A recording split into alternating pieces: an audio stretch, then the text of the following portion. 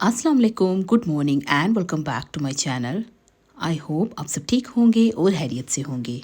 आज के इस व्लॉग में मैं आपसे शेयर करने जा रही हूँ best habit for clean house. कुछ ऐसे टिप्स आज मैं शेयर करने जा रही हूँ जो बहुत सिंपल हैं और मैंने अपनी ज़िंदगी में इनको किया है और मैं बहुत हद तक सक्सेसफुल रही थी, तो मैंने सोचा कि ये टिप्स आपसे भी शेयर करती हूँ।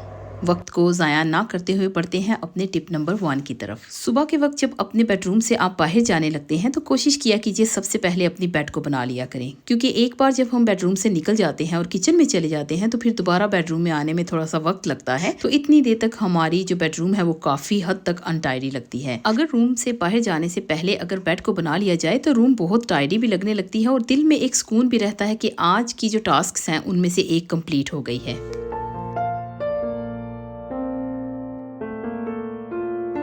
अभी बात करते हैं टिप नंबर 2 की। जब भी आप अपनी बेडरूम से बाहर आते हैं फ्रेश होकर, तो आप कोशिश किया कीजिए जिस भी रूम में एंटर हो, चाहे वो लिविंग रूम हो, ड्राइंग रूम हो, आपकी किचन हो, डाइनिंग रूम हो, चाहे घर का कोई भी हिस्सा हो जहाँ पर कर्टन्स हैं या विंडोज़ क्लोज की गई हैं, वहाँ की विंडोज़ को ओपन कीजिए, कर्टन्स को हटाइए और ताज़ा हवा को अंदर आने दीजिए। अपने घर के माहौल को जितना आप फ्रेश रखेंगे आपका माइंड रिलैक्स रहेगा और आपको घर के काम अपनी फैमिली पर तवज्जो देने में उतनी ही आसानी रहेगी। सुबह की ताज़ा हवाओं में और रोशनी में अल्लाह पाक ने हमारे लिए बहुत कुछ फ़ायदेमंद रखा है, जिससे हम इंसानों की सेहत के लिए बहुत फ़ायदा है। तो कोशिश किया कीजिए अपने घर में ताज़ा हवा के लिए ज़रूर खिड़कियाँ वगैरह खोला करें और रोशनी को घर के अंदर ज़रूर आने दिया करें, क्योंकि इससे घर का माहौल बहुत रिलैक्सिंग लगता है।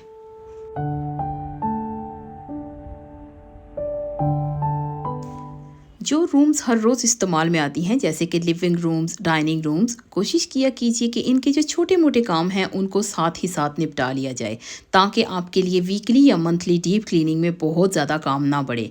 जिस तरह के अभी ये मेरे पास जो मेरा सोफ़ा है, एवरी डे ये यूज़ होता है।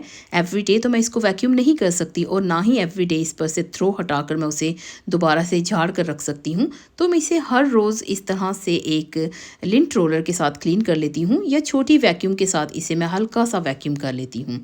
इससे ये सोफ़ा भी क्लीन रहता है और मेरा दिल भी मुतमईन रहता है। और जब मैं वीकली क्लीनिंग करती हूँ तो मेरे लिए इतना काम भी नहीं बढ़ता। अगर आपके घर में फ्रेश प्लांट्स हैं तो उन प्लांट्स को वीकली बेसिस पर ना छोड़िए और ना ही इस चीज़ का इंतज़ार कीजिए कि जब आप डीप क्लीनिंग करेंगे तो ही उन प्लांट्स को क्लीन करेंगे। अगर आप एक हाउस वाइफ हैं और घर में रहती हैं तो जब भी आपके पास थोड़ा सा भी टाइम हो, वीक का कोई भी दिन हो, तो उन प्लांट्स को ज़रूर साफ़ कर लिया कीजिए। इस तरह से आपके जो वीकली टास्क हैं वो कंप्लीट होते जाएंगे और आपको एंड ऑफ द वीक जब आप अपने घर की डीप क्लीनिंग करेंगे या वीकेंड्स पर, तो आपके लिए इतना ज़्यादा काम नहीं बढ़ेगा, क्योंकि ज़्यादातर लोग वीकेंड्स पर ही ज़्यादा घर के काम करते हैं जब पूरी फैमिलीज़ घर पर होती हैं। लेकिन इस तरह के छोटे मोटे काम करने से घर भी टाइडी लगता है और आपका काम भी इतना नहीं बढ़ता।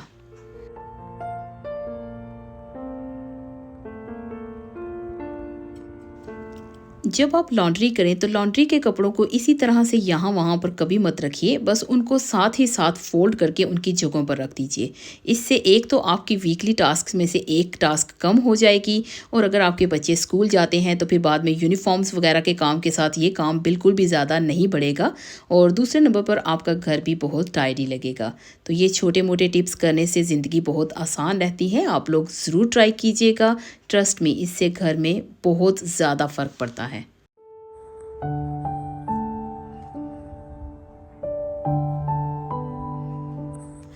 अभी बात करती हूँ अपने मोस्ट फेवरेट टिप की, जो कि पिछले मोर देन 15 ईयर्स से मेरी हैबिट बन चुका है और मैं इस हैबिट को एंजॉय करने लगी। मैं हर रात अपने किचन को बहुत अच्छे से क्लीन करके ही किचन से बाहर निकलती हूँ और 4 चीज़ों का मैं बहुत ज़्यादा ध्यान रखती हूँ। नंबर 1, स्टोव को बहुत अच्छे से क्लीन करके जाती हूँ। नंबर 2, अपने डिशेज़ को क्लीन करके ड्राई करके उनकी जगहों पर रखती हूँ। नंबर 3, सुबह के वक्त यूज़ होने वाली चीज़ों पर एक दफ़ा नज़र दोहरा लेती हूँ, जिसमें cooking oil, butter, bread, eggs, sugar, T, इस तरह की चीज़ें होती हैं और अगर उनको रीफ़िल करना है या किसी चीज़ को किचन में रखना है तो वो मैं अपने काम निपटा लेती हूँ। एंड नंबर 4, मैं जितने भी लेफ़्ट ओवर फूड होते हैं उन सबको क्लिंग फिल्म लगाकर पहले डाइनिंग टेबल पर ठंडा कर लेती हूँ, फिर उसके बाद उन्हें मैं फ्रिज में रख देती हूँ। और कभी भी मैंने लेफ़्ट ओवर फूड किसी भी पतीली, पॉट्स वगैरह में नहीं रखा है, हमेशा मैं उसे किचन से हटा देती हूँ।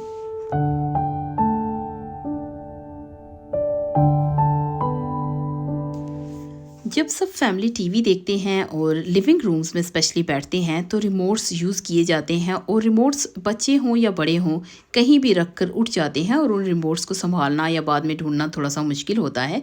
तो अपनी फैमिली को भी ये भी आदत डालिए और अपनी भी ये एक आदत रख लीजिए कि जैसे ही आप लोग टीवी वगैरह देख लें और उस रूम से आप निकलने लगे हैं तो उससे पहले आप जितने भी रिमोट्स हैं उनको एक जगह पर रख लीजिए। इससे दूसरे दिन ना तो आपको रिमोट्स यहाँ वहाँ ढूंढने की ज़रूरत होगी और ना ही रूम अनटाइडी लगेगी।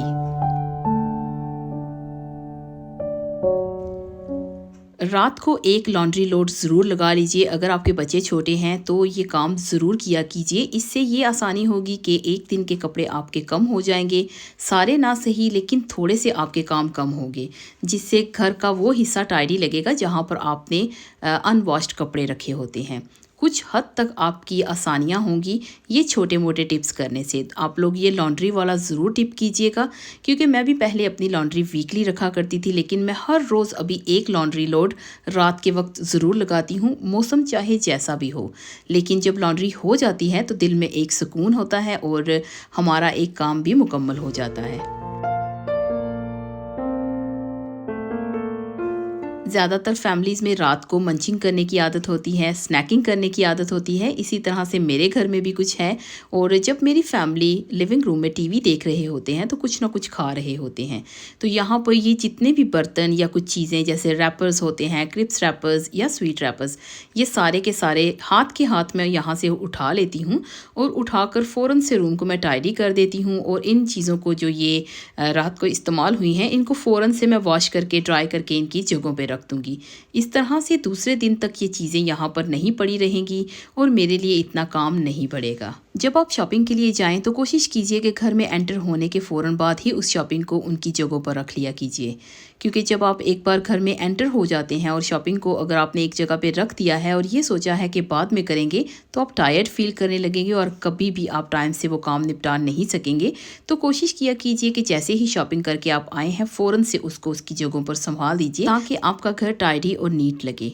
और आज के इस टिप के साथ आ गई हूँ मैं अपने वीडियो के एंड तक। आई होप आपको आज की ये वीडियो अच्छी लगी होगी। अगर आज की ये वीडियो अच्छी लगी है तो please like, subscribe, share with your friends and family. मैं बहुत जल्द मिलती हूँ किसी नए व्लॉग के साथ, कुछ नई बातों के साथ, कुछ नई चीज़ों के साथ। तब तक मुझे दीजिए इजाज़त।